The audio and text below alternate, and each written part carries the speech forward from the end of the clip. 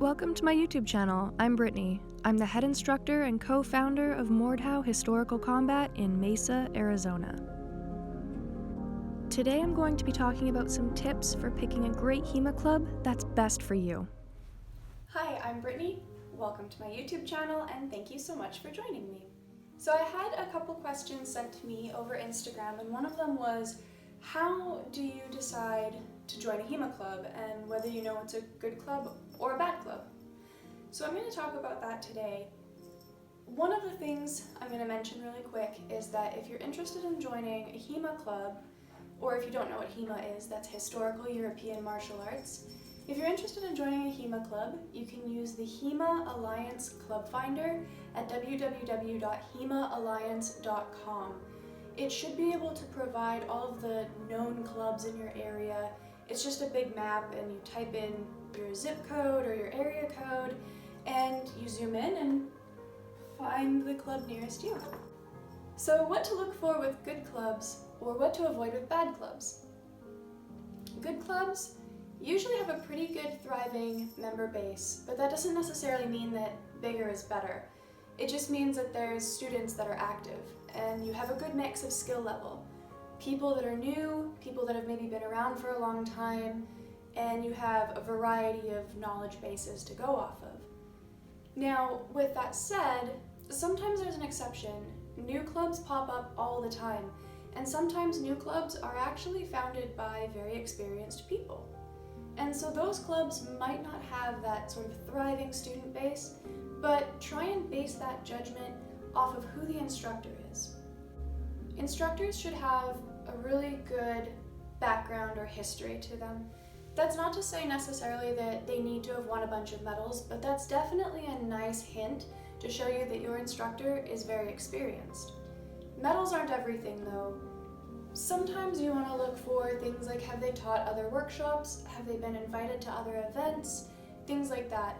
So if you've seen your instructor's name pop up somewhere else before at another HEMA event as an instructor, or maybe they used to be an assistant instructor at another place, another HEMA club for example, or maybe even other previous martial arts experience, that's usually a pretty good guess to suggest that your instructor is actually qualified to do what they do.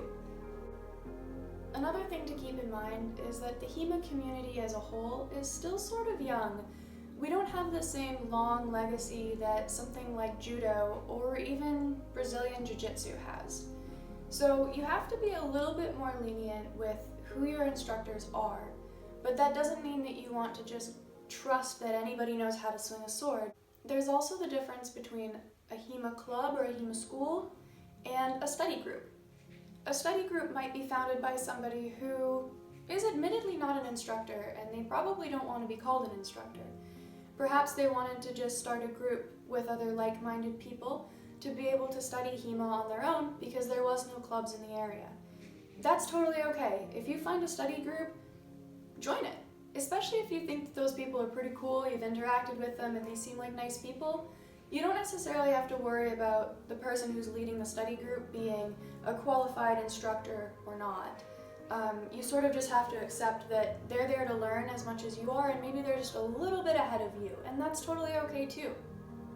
But if you're looking for a club, you do want to find a good instructor, you want to find a clean area as well. So if you go into your local HEMA club and you check it out and you find that the space isn't really well kept, that might sometimes be a hint that the club isn't really what you're looking for. However, I run my own club and I know how hard it can be to keep those spaces like tidy and always looking pristine when we have lives, right? We try to run our HEMA clubs. Most of us have jobs as well that we work 40 hours a week at, so it can be hard to keep those things together. But you want to make sure that for the most part, the gear that you're being loaned is clean. HEMA gear is notoriously gross smelling, and it really shouldn't be. That tells you that maybe people aren't taking care of their equipment the way they should be, and that's a little bit of a red flag.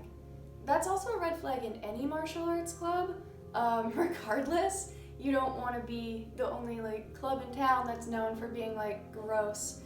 And that also just keeps students safe by having clean gear. You don't want to spread germs and bacteria and stuff like that. So try and be aware of that. However, you can solve that problem, of course, if money isn't an issue and you're able to buy your own gear and take care of it on your own. But most people that are new aren't able to do that, so they rely on the loaner gear in a club. And if that gear isn't clean, chances are that's maybe a reflection of the rest of the club. If a HEMA club has its HEMA Alliance affiliation, that can also be a really good hint for a great club, because then you know that they are guaranteed to have insurance. But there are tons of really great clubs that have gone out on their own and have got their own insurance. They've become a for-profit instead of a non-profit, and they are not HEMA Alliance affiliates, and that's okay too. They will pop up on the Club Finder as well. So being part of the HEMA Alliance is not necessarily the best way to tell if a club is legit or not. But the nice thing about a club being a HEMA Alliance affiliated club is that the community will be pretty familiar with them. So you can always ask around. There's nothing wrong with emailing that club ahead of time, trying to get a feel for them, or even if you know other people in the community that maybe aren't in the same city as you, for example, or you have some connections online, ask them, ask their opinion of the club. That sort of leads me into my next point. The community has a pretty good perception on which clubs are really, really great, pretty good, and just clubs. Usually you're able to find a club with a good reputation because that club integrates with the community. They've helped support other clubs in some way by attending their events or, volunteering at other HEMA tournaments, things like that.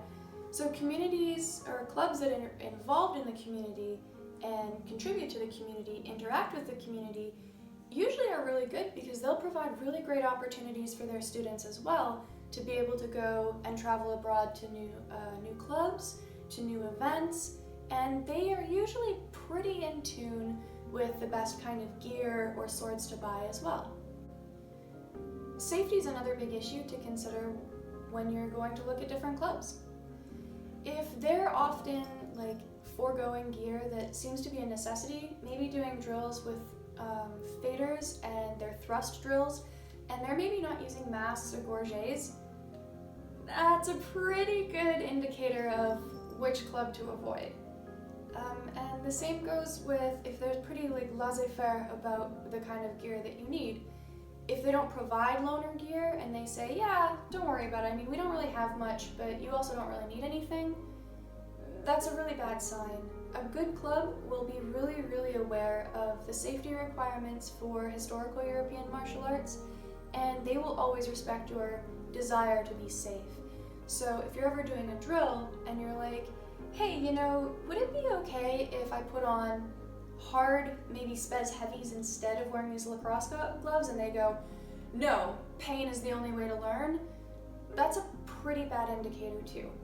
But if your instructor responds with, yeah, you can always gear up more for your own safety, probably a pretty good idea too.